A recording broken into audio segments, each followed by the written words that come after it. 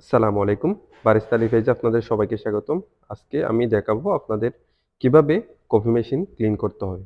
তো coffee machine clean করার জন্য আমাদের কিছু জিনিস লাগবে। জিনিসগুলা হচ্ছে ১ নম্বরে স্টিমার ক্লিন করার জন্য এই কেমিক্যালটা লাগবে।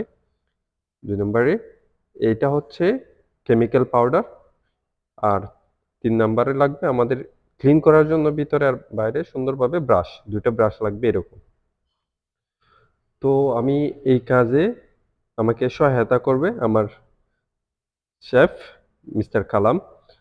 সো আমি আ ওকেও শিখাচ্ছি, পাশাপাশি আমি ভাবলাম আপনাদেরও শেখাবো।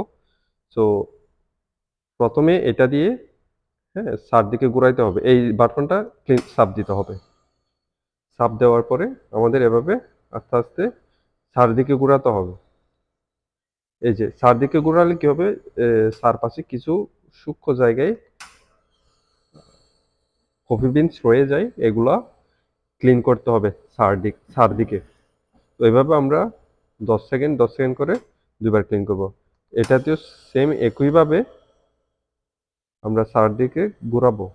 এভাবে ঘুরিয়ে, ঘুরিয়ে যাতে সুন্দরভাবে সবগুলা ক্লিন হয়ে যায়, ওইদিকে নজর রাখতে হবে। ওইভাবেই ক্লিন করব। আরেকবার টিপ দিব।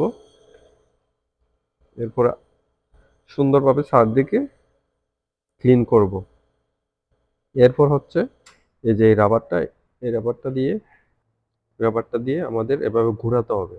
প্রপারলি ঘোরাতে পারছে না। সো আমি কালাম ভাইকে হেল্প করলাম। এই যে এভাবে ঘোরাতে হবে।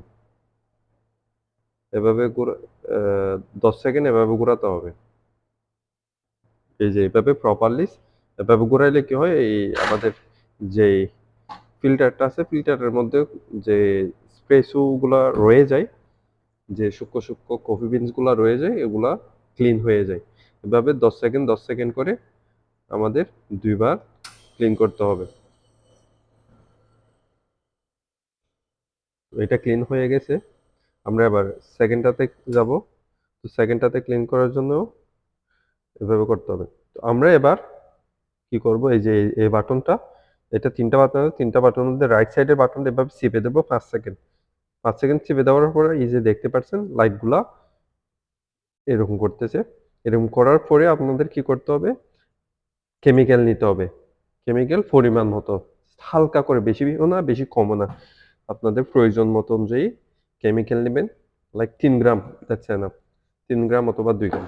তারপরে এভাবে দিয়ে দিতে হবে। কালাম ভাই একটা মিস্টেক করছে যে এখানে বাটনটা ক্লিক করে দিছে আগে থেকে। তো ওইটা একটু আমার সেটিং করতে হবে। তো আমি আবার সেকেন্ড যেটা আছে বাস্কেট, ওইটা দিয়েও হালকা করে নিয়ে আমি দিয়ে দিলাম।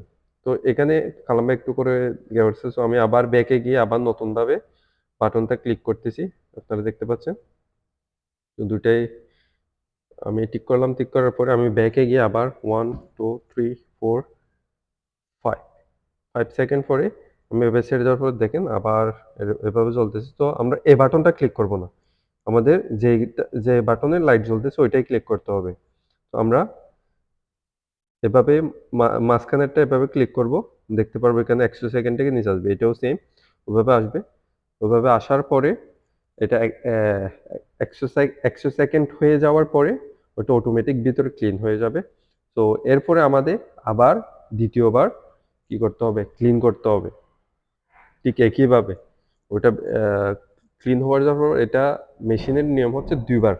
২ বারই ক্লিন করতে হয়। তো আমরা এবার স্টিমারগুলা ক্লিন করব। তো স্টিমার ক্লিন করার জন্য আমি অলরেডি আগে থেকেই কেমিক্যাল ওইটা এতটুকু পরিমাণ নিয়ে নিয়েছিলাম এখানে। হাফ গ্লাস পানির মধ্যে কেমি এতগুলা লিকুইড কেমিক্যাল ওটা নিলাম। নেওয়ার পরে এই স্টিমারের মধ্যে জাস্ট যেভাবে আমরা দুধ গরম করি, ঠিক সেভাবে একটু ভিতরে ডিপলি দিতে হবে। ১ম এ একটু করে ফোম বানালাম। ফোম বানানোর পরে জাস্ট ভিতরে এটা ডিপলি দিতে হবে। এটার ফলে কি হবে? স্টিমারের মাথার মধ্যে দুধের ছানা অথবা শক্ত হয়ে জমে থাকে। তো এগুলা ক্লিন হয়ে যাবে। ঠিক একইভাবে আমরা ২ নাম্বারটাও এভাবে ক্লিন করব। এভাবে অ্যা একটা ফা একটা ৭-৮ সেকেন্ড, ৯ সেকেন্ড এভাবে করে ক্লিন করতে হবে। এই যে এটা ক্লিন হয়ে গেছে, দ্যাটস এনাফ। এবার আমরা 2nd টাতে আমরা বেশিরভাগ সময় এটাই বেশি ইউজ করি। যার কারণে আমরা এটা আরেকটু বেশি করে করব।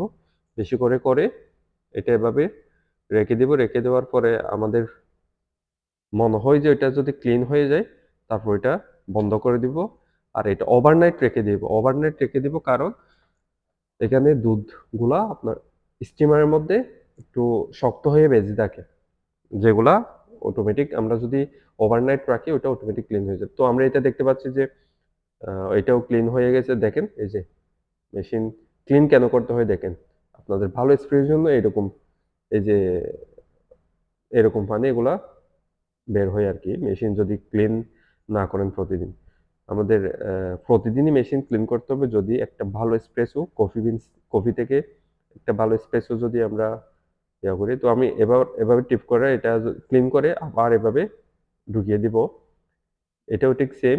এটা আমি চালু করে দিয়ে যেগুলা আবর্জনা পানি আছে এগুলা ক্লিন করে আবার দিয়ে দিলাম। তো এটা ১০০ সেকেন্ড পরে অটোমেটিক ক্লিন হয়ে বন্ধ হয়ে যাবে। বন্ধ হয়ে একদম মেশিন নরমাল মোডে চলে আসবে। এটা অটোমেটিক চ চলে আসবে। তো মেশিন আসলে ক্লিন করতে হবে। এটা হচ্ছে most important thing as a barista হিসেবে আপনার ক্লিন করাটা অনেক জরুরি। কারণ মেশিন যদি আপনি ক্লিন না করেন, এই যে আমি একটু আগে দেখাইলাম, পানিগুলা দেখতে পাচ্ছেন আপনারা কিরকম পানিগুলা বের হয়েছে। এগুলা থাকার ফলে কি হবে আপনার যখন এসপ্রেসো এক্সট্রাক্ট করবেন, একটা কোয়ালিটি এসপ্রেসোটা পাবেন না। তো আপনারা এভাবেই প্রতিদিন মেশিন ক্লিন করতে একদম